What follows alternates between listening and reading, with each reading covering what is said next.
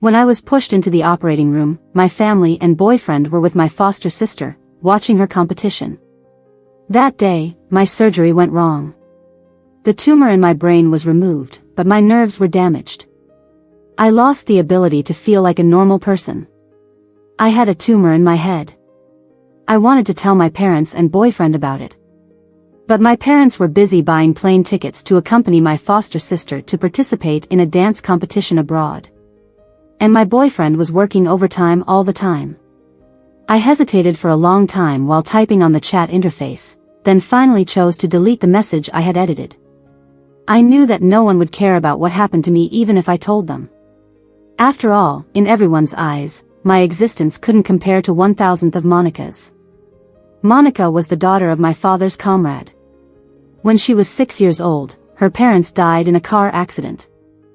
Monica was driven away by her relatives and ended up dirty and homeless on the streets until my dad, who came to pay his respects to his old friend, found her. Since then, she became the second daughter in our family. I was 10 years old that year and Monica was 6. My parents told me, "Joanna, you're a big girl now, you need to learn to take care of your sister." I didn't know how to take care of her. All I knew was that Monica was always so fragile. She didn't have to do anything, just stand there, looking at me with teary eyes.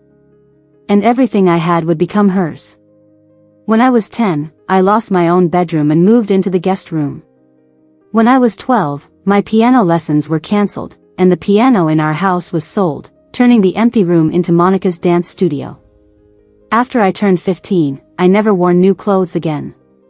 I always wore 2 sets of school uniforms in rotation. My parents didn't care. They dressed Monica up beautifully and boasted about their pretty daughter to everyone they met. From that time on, I stopped going home much. The year I was about to graduate from college, Monica went to study abroad. My parents briefly remembered me. They called me often, cared about my life, and sometimes sent me job recruitment information in the city where I lived. By sending the orphan of their comrade to college, my father achieved the most important thing in his life. He was in high spirits and said he would come to my city to visit me, as well as check if my boyfriend of 3 years was reliable. I had no expectations from them anymore, but I still made arrangements for their reception at a hotel and restaurant. I just didn't expect that Monica, whom I hadn't seen for a long time, would be with them. That day, her smile was exceptionally pure, just like when she first came to our house. She smiled at my boyfriend Mike the whole evening. Later, I saw Monica's profile picture on Mike's message chat pinned on top. Before being pushed into the operating room, I couldn't help but call my parents. The call was only connected for 3 seconds, and I heard my parents' anxious voices from the other end. "Joanna, we're boarding now, your sister's competition is important, let's talk when we get back if there's anything." I didn't even have a chance to say a word before the call was hung up. I felt stunned, staring at my phone screen. Just then, Mike's new post popped up. He said he was going to fulfill his dreams in a distant land, and the ticket with the name of the country where Monica was going to compete was printed on it. I stared at the screen fixedly until my aunt couldn't bear it anymore and forcibly took my phone away. "I've signed the consent form for you, don't worry, I'll take care of everything for you. Your brother has been foolish these years, you've been through a lot," she said lovingly, patting my head, then sighed deeply. "Joanna, I'll be waiting for you to come back." I was pushed into the operating room, and the anesthesia gradually took effect on my body. Before losing consciousness, I couldn't help but wonder, if I died during the surgery, would my parents shed tears for me? And Mike, I thought, when I got out, I had to tell him myself. I had known he had changed his heart. This time, I decided not to have him anymore. The story between Mike and me was not very grand. But in the early days of our college campus, it was a tale approved by both teachers and classmates. The beginning of the story was cliché. The student council president with a privileged family background and good looks helped a staff member who fainted from low blood sugar after working all day at a college welcome event. The second time they met, he specially left 2 candies in his pocket for her.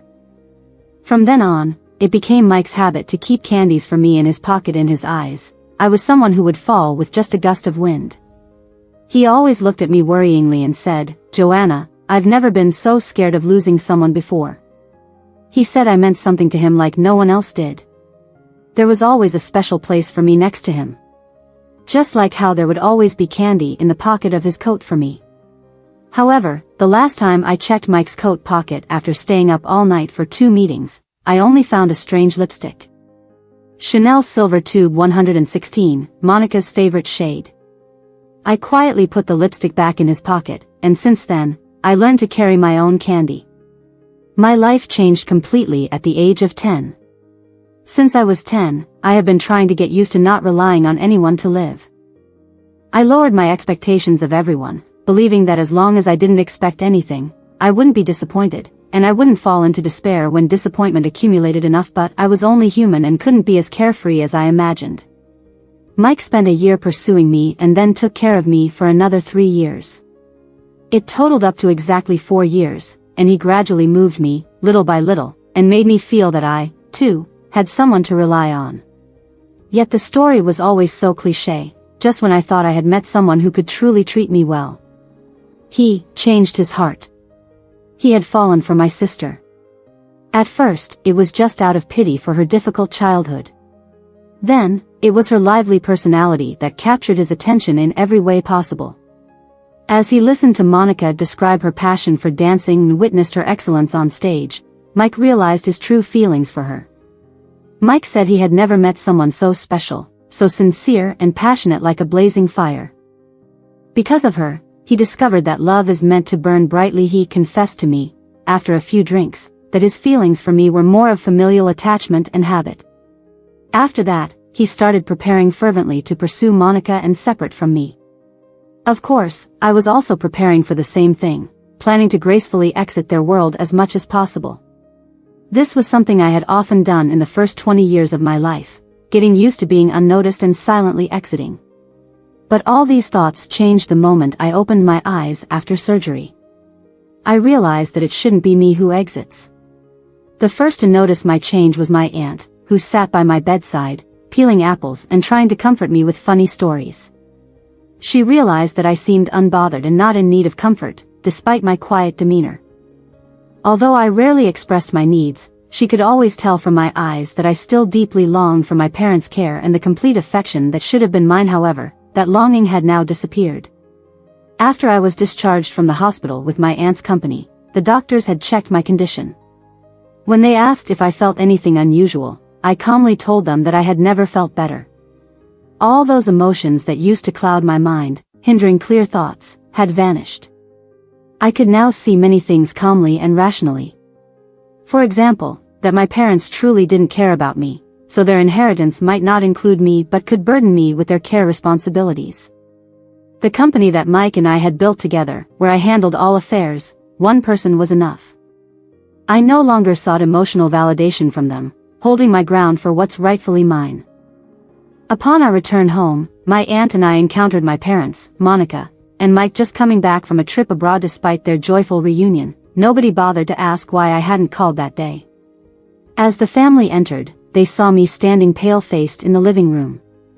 The 4 of them showed a hint of embarrassment. Yes, 4 people, Mike was among them. Monica quickly approached, linking her arm with mine, asking if I minded them celebrating her award with Mike at our house. Before, I might have overlooked it just to be the easy child in their eyes, but now, under their gaze, I gently pushed Monica's hand off mine. Monica almost instantly teared up, feeling wronged. My dad immediately found reasons to scold me, while Mike wanted to say something but refrained from speaking lies when our eyes met. My mom remained silent, allowing them to scold me without intervening. Only when my aunt, who was upstairs packing my belongings, came down and took my hand to leave, did my dad and Mike stop. While leaving, my mom asked where we were going. When I revealed that from now on, only my aunt was my family, my dad nearly lost his temper. As my aunt swiftly took me away, leaving my mom persistently questioning from a distance, it took a while for her to understand the situation. My mom's soft approach to make me feel guilty couldn't affect me anymore. I finally opened up about my surgery and who really signed the consent form. When she said this, my mom's face turned completely pale. Why didn't she tell the family about such a big matter? She muttered. My aunt smiled and reminded her, half a month ago, she called you guys multiple times. My mom seemed to remember something, unbelievably pulled out her phone and frantically searched on the screen for something. It's useless even if you find records, you did answer her calls, but who had the patience to listen to her? You were all busy accompanying your adopted daughter on the plane, my aunt said before stepping on the gas pedal and driving away with me that night. My mom tried to contact me, only to find that all her accounts had been blocked by me. Along with me, my dad, Joanna, and Mike were all blocked. Unable to reach me and just being scolded, my parents couldn't bring themselves to ask my aunt and uncle. They could only complain about me in the family circle, saying that I was petty and unfilial. They said I was jealous of my sister's success and awards, and I didn't tell the family when I got sick, embarrassing myself even in front of my aunt. At first, my aunt couldn't help but laugh when she saw them saying those things. She told me not to look at those group messages, then turned to share my medical records and photos of her caring for me in the hospital. She asked how their conscience could be so bad. Their own daughter was seriously ill and hospitalized, and several times the surgery was delayed because of them. So far, they hadn't shown any concern and could even dismiss brain tumors as a minor issue and smear their own recovering daughter. My parents' lies were exposed, and they got angry in the family group, sending several voice messages to argue with my aunt. However, my aunt ignored them and just left the group. At night, she hugged me to sleep, gently patting my shoulder with warm hands. She said, "My brother and his family were wrong, Auntie knows you did nothing wrong. If you feel sad, just cry it out. Don't keep your grievances suppressed." Upon hearing this, I just looked at my aunt calmly. I told her I wasn't sad at all, not a single ripple of emotion in my heart throughout. By the time I saw my parents again, I no longer cared whether they cared about me or not. I was thinking about how to cut ties with them and not be dragged down by them in the future. Under the moonlight, I saw the surprise in my aunt's eyes. Those usually compassionate eyes widened, then filled with pain. I knew I had a problem. I could clearly understand others' emotions, yet I couldn't feel any emotions myself. Perhaps this was a side effect of the surgery, but I didn't mind this situation at all. In fact, I thought it was better this way. I still had my ability to judge right from wrong. I just became more objective and rational.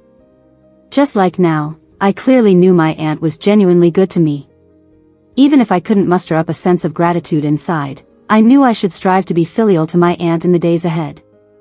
As for my parents, they might have noticed my change but still hoped I would come back and continue to be controlled by them.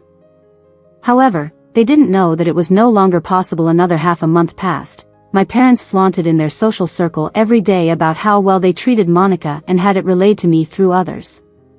They wanted me to regret, to understand that if I were smart enough, knew how to submit to them, and please them like Monica did, they could treat me well too. Even though I had been following their expectations for over 20 years. Finally, seeing me indifferent, they panicked. One day at the company entrance, I met my parents and Monica's family, with Mike who had disappeared for half a month. When Mike saw me, he subconsciously wanted to greet me, but in the end, he couldn't say anything and just turned his head awkwardly. Next to him, Monica's expression turned sour, with red eyes as if she had just cried, but they lit up instantly when she saw me. Seeing this unwanted scene, I had no interest in their performance. Just as I was about to ignore them and walk in, my mom grabbed my wrist. She said, "Joanna, because of guilt and self-blame towards you, Monica has severe depression. The doctor said she needs the companion of a lover. We've already asked Mike's opinion. You will accommodate your sister, right?" Seeing me silent, she continued, "Monica now has some fame in the domestic dance scene. Over the years, so much money was spent to promote her career. As her sister, you can't just watch her career fall apart, can you?" Her sharp voice gave me a headache, and I silently pulled my hand back, looking at the four people in front of me, each with their own intentions. After removing the filter of family from them, I could see through their hidden motives. Even if Mike wanted to be with Monica, there were many decent ways for them to negotiate. They didn't have to make a scene at the company entrance to force me to comply. In the end, they were just testing my limits, wanting to know if I would still obey them as before, willing to sacrifice my interests limitlessly to please them. Okay. After pondering for a moment, I gave my answer. But before they could reveal relieved smiles, I turned to Mike on the side and said, 6 years of college and entrepreneurship. I want 15% of the company's original shares as compensation. Surprised that I demanded compensation, Mike's expression turned grim. He was about to say something, but I pushed further. If the compensation is enough, I won't say another word about you and Monica. Even if you two get married in the future, you don't have to invite me. I won't go back home. As long as you don't bother me, I'll disappear from your lives completely. You don't want your dance goddess to be called a mistress, right? As soon as I finished speaking, Monica reacted almost instantaneously. She didn't give Mike time to think, just held his arm and started crying. Mike always prided himself on being honest and not caring about money now. In the throes of love, he surprisingly agreed to the arrangement. The company was founded by both Mike and me. I held 26% of the shares, and he held 35%. Over the years, I bought back 10% of his shares. If Mike were to transfer his remaining shares to me, I would become the largest shareholder in the company, consequently marginalizing Mike. To prevent Mike from changing his mind when he regained his senses, I immediately took out my phone, asked the secretary to prepare the documents, and called the notary. The moment I acquired the shares, I sincerely wished Monica and Mike 100 years of happiness. I even escorted them to the company's front door. Joanna looked at me with a triumphant smile and warned Monica, "Monica, you've got the money now.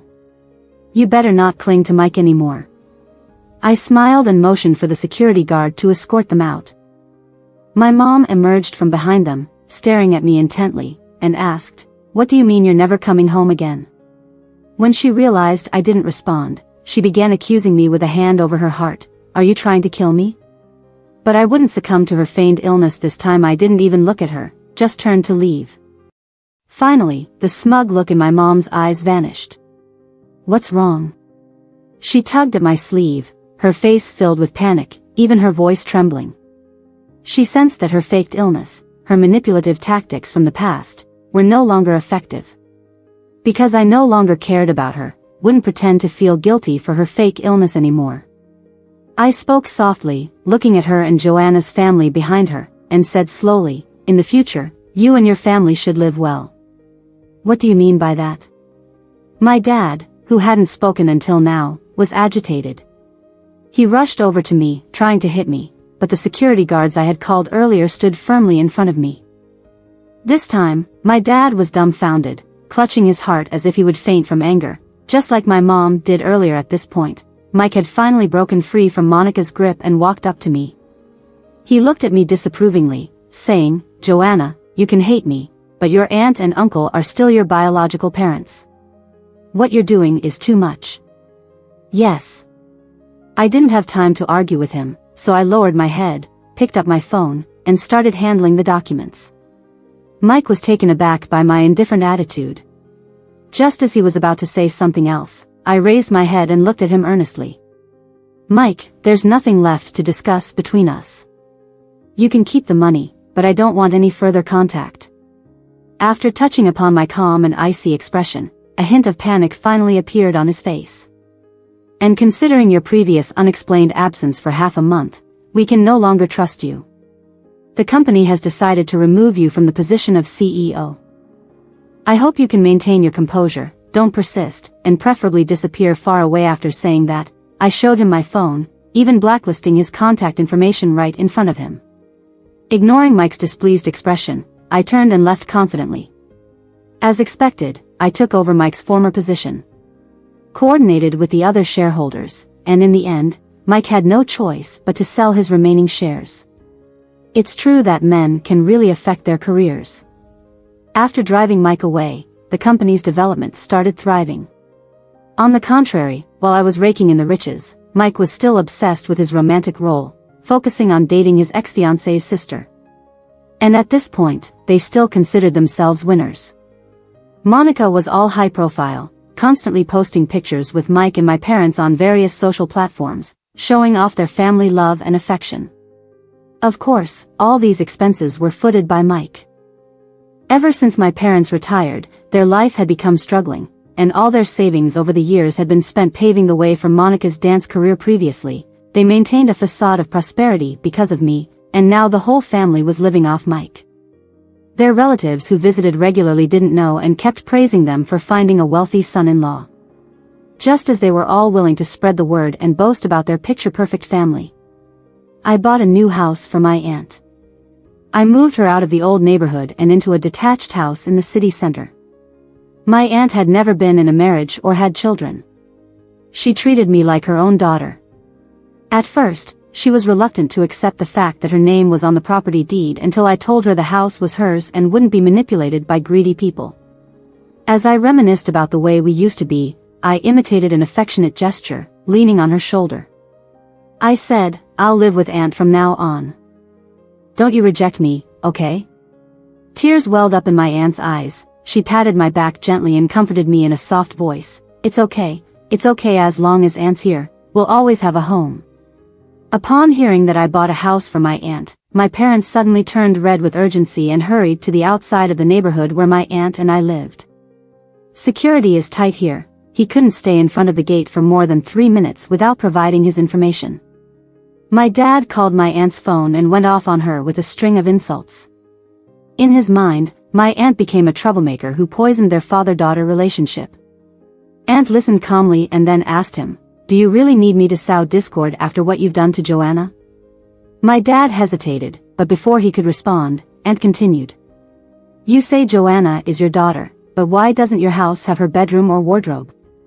There are no dishes and utensils for her, not even a photo of her in the family portrait. If she's your daughter, where do you place her?" I watched Aunt getting emotional over the phone, so I walked over and hugged her from behind. I remembered back in the dead of winter when I had no winter clothes and had to layer my spring and autumn school uniform. I ended up shivering in the snow. But when I got home, no one was there. My parents took Monica out to watch a movie. There was no food left for me in the kitchen, and I had no money in my pockets. Before collapsing, I barely made it to the entrance of Aunt's neighborhood. Aunt's house was 5 long streets away from mine, and that seemed like the longest distance I had ever walked in my life. If I had fallen anywhere during that snowstorm, I would never have made it to safety. Luckily, I made it. I saw Aunt coming down with an umbrella to throw out the trash. I saw the shock and concern on her face as she rushed over and hugged me as I had lost feeling from the cold. From then on, I had a home again. My room was at Aunt's house, my dishes and utensils were at Aunt's house, and she even bought back the piano that had been sold, placing it quietly in the living room. I had long forgotten how to play the piano, but that day, I silently pledged in my heart that as long as I was there, I would be Aunt's biggest support in the future. So now, when my dad was being questioned by Aunt on the phone and started to spew foul language in response, I calmly took the phone and said to him, "Don't even think about a new house. Say one more word, and you won't even be able to stay in your current one." He forgot that not only the house but also their living expenses had all been coming from my card. Their meager retirement funds and savings had been depleted over the years supporting Monica's competitions and dance lessons from top instructors. Yet, they still looked down on me everywhere. Their voice was silenced on the other end for 2 seconds, then my dad exploded with a thunderous roar, "Joanna, you've gone too far, how dare you!" The louder he shouted, the more guilty he felt. I had already died once on the operating table, so there was nothing I wouldn't dare now. I calmly expressed my feelings. But my dad took these words as me blaming them for their actions. He tried to take a softer approach, attempting to scold and then sweet-talk me as usual. He said, "In the end, you are still blaming us for caring too much about your sister. Why don't you think about how pitiful your sister is? Seems like you really think now that you live too comfortably." After he finished speaking, I hung up the phone and started contacting a real estate agent. While I was preparing to sell the house, my dad and his wife were relentless, trying to track me down and cause trouble wherever I appeared. I avoided them for 3 days, had someone record enough evidence, and then reported them to the police soon after. They were detained for 15 days on charges of provocation causing trouble.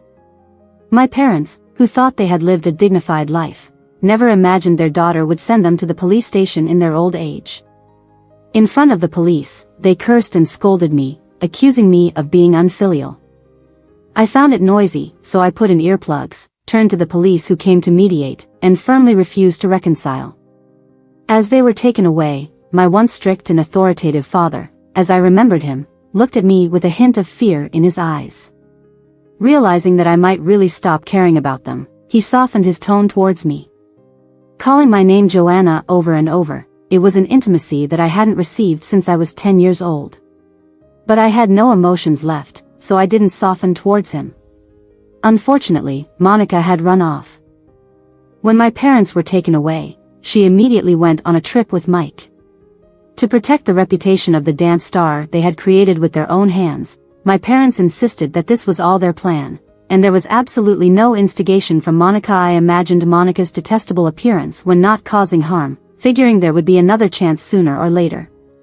So, during this time, I sold the original house at a low price to a big brother with a tattooed arm who could handle both black and white issues.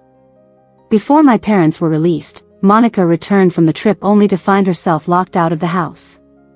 She couldn't believe the house was gone and knocked on the door for a long time, demanding an explanation. When the door finally opened, she saw the tall figure of the big brother and was too scared to even move. In the end, Mike drove her to his own home. Within 2 days, my parents were released. Upon hearing that I had sold the house, they started cursing at the sky and earth, but no one dared to bother me again. Their survival became their primary concern. So, my parents quickly packed their bags and moved into Mike's house overnight. At first, Mike welcomed them. But after years of showing off and asserting themselves to me, they couldn't resist and soon began displaying their unpleasant traits to Mike. Mike, who had never been pushed around since childhood, quickly had their first confrontation with them. Not long after, my parents moved out of Mike's house. He rented a separate apartment for them, separated by half the city from Mike's house. For this, my parents constantly blamed Monica. They said that when Mike was with me, he never disrespected them like that. Why didn't Monica say something to Mike? Monica relied on Mike to spend money on her dancing. How could she stand firm in front of Mike? Over time, in order to maintain her relationship with Mike, Monica grew distant from her parents as well. One day, when Monica went to visit her parents, she overheard them complaining about Mike. It made her nostalgic for the days when she took care of their daily lives. But Monica had had enough of their manipulative ways. She smashed everything she could in the house and then confronted her parents, asking why they didn't come to her if they thought she was so good. This was the first time she had ever snapped in front of her parents. After firmly securing Mike, Monica realized that her family was just a colorful sideshow in her life and she no longer needed to seek anyone's approval. The confrontation they had was earth-shattering. My mom was the main force, wailing and pulling Monica's hair at the rental house entrance, alternately calling her ungrateful and accusing her of not appreciating her years of care and investment. My dad, feeling embarrassed, just sat silently inside smoking. Monica stood her ground, shouting back at my mom, calling her a vampire and ungrateful. Eventually, the commotion drew the attention of the whole floor before coming to a hasty end. This incident made headlines, causing the relatives who used to flatter them to scatter, cutting off ties with them. One relative recounted my parents' situation to me, expressing disbelief at how they had bragged about raising children well and now ending up with Monica being described as ungrateful. As he spoke, he glanced at me, trying to please me, saying, "Joanna, let me say, your aunt really has a good eye for choosing you as her treasure. Now just enjoy it in comfort." But my aunt was not impressed and unceremoniously kicked him out. As the door closed, she remained angry, pointing out how they had laughed at me as a wild child when I was young, but now that her son was graduating and job hunting, they praised me. Didn't feel anything towards this. I had encountered too many people like that in the first half of my life. But as I watched my aunt's worried expression under the warm yellow light, a fleeting warmth filled my heart. Only then did I realize that a few strands of white hair had appeared among her once dark locks. I reached out and held her hand, asking her not to be angry and inviting her to a feast. "Aunt," I said, "what he said was wrong. It's not that you made the right choice by picking me, but I'm lucky to have met you." Under the warm glow of the light, my aunt's eyes turned red. She turned away to wipe her eyes before turning back to me with a smile, saying, "Don't be silly, I'm your aunt, it's only natural for me to love you." I worked harder than ever, with my rational and objective perspective driving the company's profits to soar. My own value increased proportionally. When I saw Mike again, it was at a business gala hosted by a partner. Mike was dressed in a meticulously tailored suit, his hair carefully styled.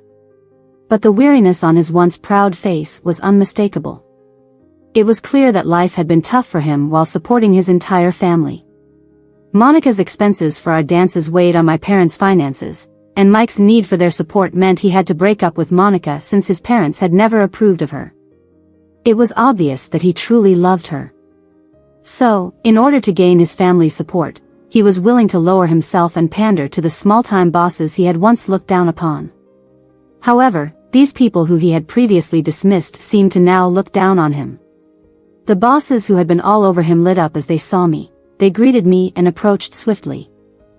Mike, caught in the middle, could only stand awkwardly in place, but as our eyes met, something in his demeanor changed, seeming to lose the confidence he once had. When the company was just starting out, Mike never cared for the relationships nurtured at the wine table, as it was always me handling that part of the business. Now, the company and partnerships were on the right track. Those people naturally acknowledged me, but not him.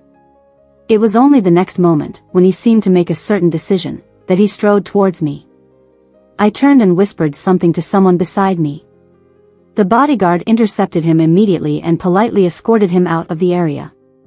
It wasn't until the banquet ended that night, as I was getting my car, that I encountered Mike waiting by the side.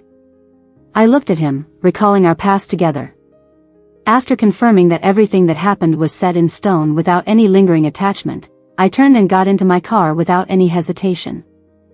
Mike hurried to stop me, but the car door closed on his hand, making a sharp noise as his fingers broke. Pale-faced with pain, he kept his eyes fixed on me. "Do we have to go this far, Joanna?" His voice hoarse from pain. I lowered the window, dropped a check for 100,000, and smiled lightly at him, for medical expenses. Then, without waiting for a response, I accelerated away. Since I saw Mike, I had been on guard. This group of people was having internal conflicts and were eyeing me for their next move. 2 days later, I saw Monica at the entrance of the company, whom I had not seen in a long time. If I remember correctly, she was supposed to be participating in a very important competition at the City Theater. The organizing committee had sent me an invitation to watch the competition, and Monica's name was on the participant list. However, she wasn't even wearing her dance outfit and had deliberately applied tired-looking makeup on her face, obviously coming for me. Upon seeing me, Monica immediately put on a pitiful expression and knelt down without saying a word. "Joanna, he is your brother-in-law now. How can you retaliate against him like this just because of your own relationship issues?" She cried and sighed as if she were performing in a play. I could see several professional cameras gradually moving closer among the onlookers. Monica had planned all of this. I forcefully pulled her hand and said coldly, "Monica, let's get things straight. It was you who stole your sister's husband first, then failed to keep him in check, allowing him to harass me. I defended myself against him and even paid his medical expenses. What more do you want?" My voice was loud enough for everyone around to hear. Monica turned pale and looked at me with resentment in her eyes. The whispers among the crowd grew louder, and I knew she must have a trick up her sleeve. Sure enough, after Monica cried a lot more, 2 familiar figures appeared before me. If I were still capable of feeling emotions, I might have laughed out loud at their display. Their relationship seemed so good. Despite the embarrassing incident last time, they were able to reconcile with Monica in the end. Unfortunately, I no longer had feelings, so I intervened before my parents could say anything, signaling to my secretary to turn on the recording equipment. Several cameras were pointed at them. In a calm and slow tone, I said, "From now on, every word you say will be recorded by me as evidence, and legal consequences will follow afterwards. If any of your statements constitute defamation, I will file a lawsuit and pursue it to the end." Upon hearing this, my father's face turned livid instantly. My mother tried to speak several times, but no words came out. Impatient, I turned and walked away. She finally rushed forward, clinging to my legs, crying and pleading. She asked, "What has happened to you? I am your mother. You never treated me like this before." She recounted the difficulties of raising me over the years, regretting her past actions and begging for forgiveness with tears in her eyes. She asked, "Joanna, does it mean you don't want me anymore?" I looked at her tearful eyes without a hint of emotion stirring within me. As I pondered how to respond without causing too much negative impact on the company's image, a strong pair of hands suddenly pulled her away from me. I looked up to see my aunt glaring at my parents and Monica, shouting, "Shame on you! How dare you try to force Joanna into anything? I have evidence of everything you did. Don't push me to expose it all." She continued, pointing at Monica, who was now trembling. "This is my brother's adopted daughter, the woman he abandoned his own daughter for." Monica, realizing the implications, tried to stop my aunt from speaking but was too late. My aunt turned back and loudly said to my mother, who was still seated on the ground, "My brother never had any deceased war comrades. The girl he adopted is the daughter born out of an affair he had with his ex-lover." This revelation hit my mother like a thunderbolt, and it took her a moment to process it. Monica, unable to bear the pressure, turned and fled into the crowd. It was only then that my mother fully grasped the situation and rushed forward, grabbed Monica, examined her closely, and then without hesitation, slapped her hard across the face. Monica cried out in pain. It was a heavy blow.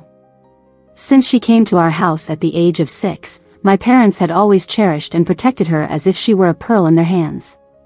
She had never been treated like this before, and her usually innocent eyes were filled with tears. Her cries only seemed to provoke my mother even more.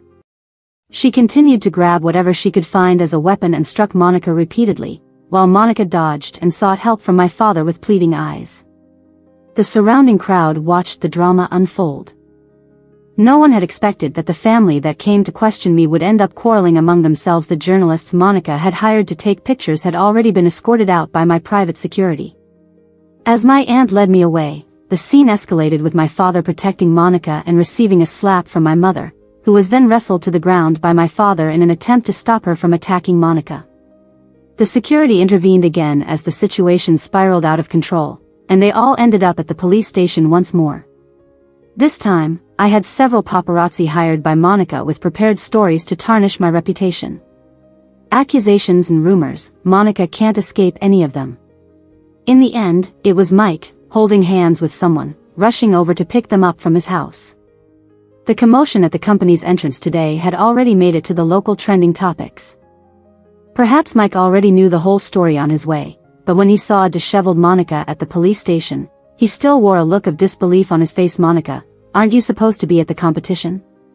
His gaze fell on Monica, realizing that even the clothes under her coat were not the performance outfit she hadn't had time to change into, which made him even more silent. Initially, Mike loved her for her artistic passion.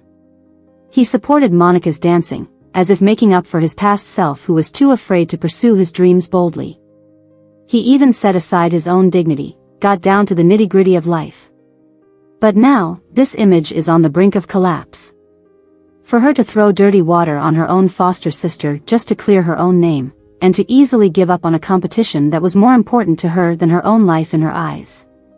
People are like this, sometimes willing to disregard everything in the heat of the moment, but then backpedaling in the next instance. Seeing the questioning look in Mike's eyes, Monica was clearly panicked. Tears rolled down her cheeks as she hastily began to explain, "Mike, it's not what you think. It was Joanna.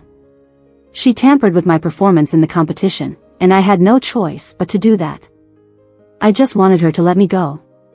This was Monica's original plan, to come to my company's entrance, unite with my birth parents to publicly disgrace me, paint me in the image of a jealous and malicious foster sister, and use this as an opportunity to accuse me of manipulation behind the scenes, ensuring that Monica couldn't win what she deserved, even if she participated in the competition. Although she gave up the competition, she could use this scandal to boost her reputation and make sure she didn't lose anything. It was a risky move, but Monica confidently went through with it, relying on the support from my family. She thought she could pin me under public opinion, but little did she know that Monica found out that she was the product of my father's affair with his first love after marrying my mother, and with one error, everything was lost. Even now, she still tried to throw the dirt on me. But before Mike walked in, my assistant had already laid out all the details of the matter for him to see. including Monica's transaction records with those paparazzi, and their prepared fabrications to frame me. Many things they mentioned hadn't even happened yet, but they confidently claimed they did. Meanwhile, the organizing committee had already issued a statement. They had been organizing the competition for decades and had always had a good reputation. Monica not showing up for the competition and planning to disgrace them made them furious. Especially since some of the higher-ups had connections with Mike's parents. Even if Mike wanted to intervene, they had already learned about Monica's existence. Mike's plan to boost Monica's fame and then bring her back home had fallen apart. I wasn't sure what kind of mindset he had coming to see Monica. But Monica's immediate reaction of lying to him sealed her fate in his eyes. The filter over Monica broke, and Mike's look towards her turned icy cold. He didn't even say a word, just turned around and left, leaving a bewildered Monica, watching her last hope slip away bit by bit. Without Mike compensating her losses, Monica received a bonus of 15 days in detention. During this period, the dance competition committee initiated a lawsuit against Monica, and with Mike's parents' manipulation, the 15 days were forcibly extended to 2 months. My parents were also detained along with them. Having led a splendid life, in their later years, they were in and out of prison twice in a year. Their affair during the marriage was exposed, and all the praise they had received for adopting Monica was now replaced with ridicule and mockery. Before I left, my father asked me one last time if I really wanted to end up like this with them. I turned around, and with utmost sincerity, I told him, I'm not trying to start trouble. I've been swept along by life for so long, and I just want to break free from the undertow that's been dragging me down for years. I just want to live my own life well. No longer being held hostage by familial ties, no longer having expectations of those who aren't worth it. No longer sacrificing myself in unjust ways to earn their approval. Do you understand? I no longer love you. This is the last time I will address you like this. Farewell, Mom and Dad. With those last words, my father couldn't discern my expression. I turned and left, catching a glimpse of my mother, tears streaming down her face. She wanted to say something as she saw me leaving, but in the end, nothing came out. Maybe now, she truly regretted it, spending a lifetime pushing her daughter away, only to make wedding garments for someone else. But what did that have to do with me? For more than 20 years, I shed enough tears for Thema. As I walked out of the police station, my aunt was waiting at the door for me. She was one of the few people in the world who truly understood my father. She was worried that my actions now would embarrass my father, and he would do something detrimental to me in the future. And then there's Monica, she's not one to stay quiet. Aunt spoke, her worry evident in her eyes. I gently placed my hand on hers, telling her that we're not as weak as we used to be, that we can withstand whatever comes our way. Only then did my aunt relax a bit.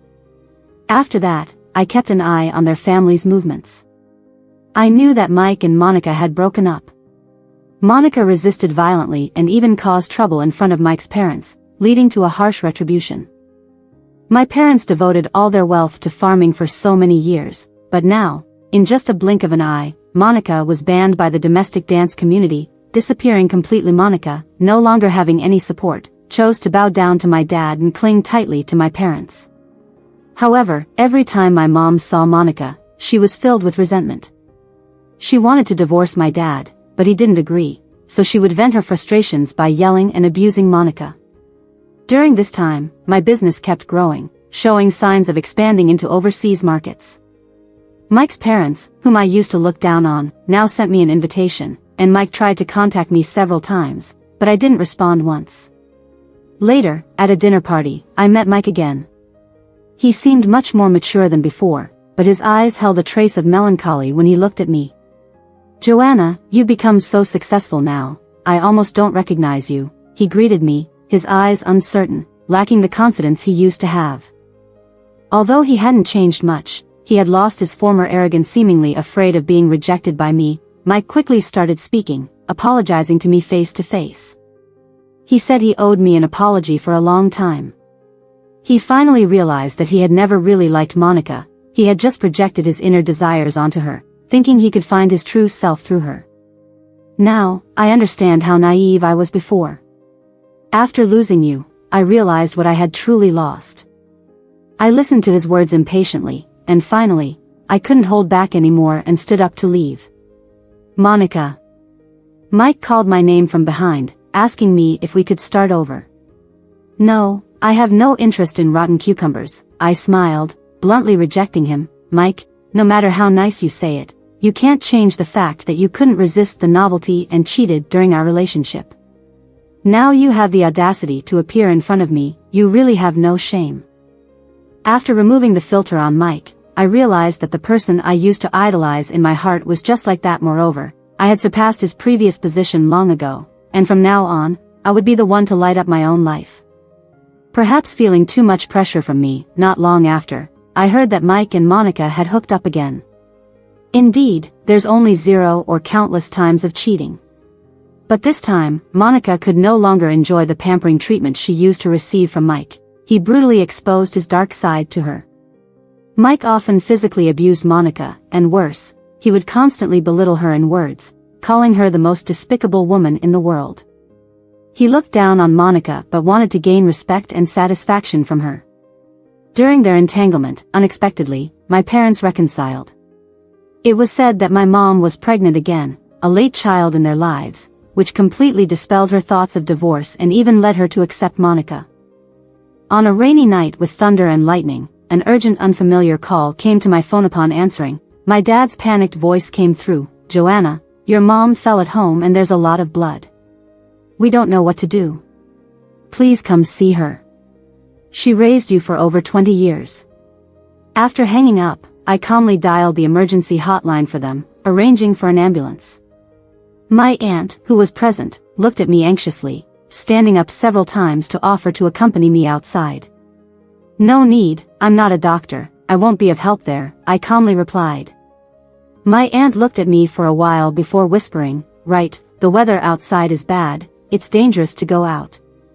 I listened to my aunt's words, feeling a hint of doubt creeping in. When I finished dealing with the business late at night and was preparing to rest, my phone vibrated. Answering the call, there was a burst of chaotic electrical noise.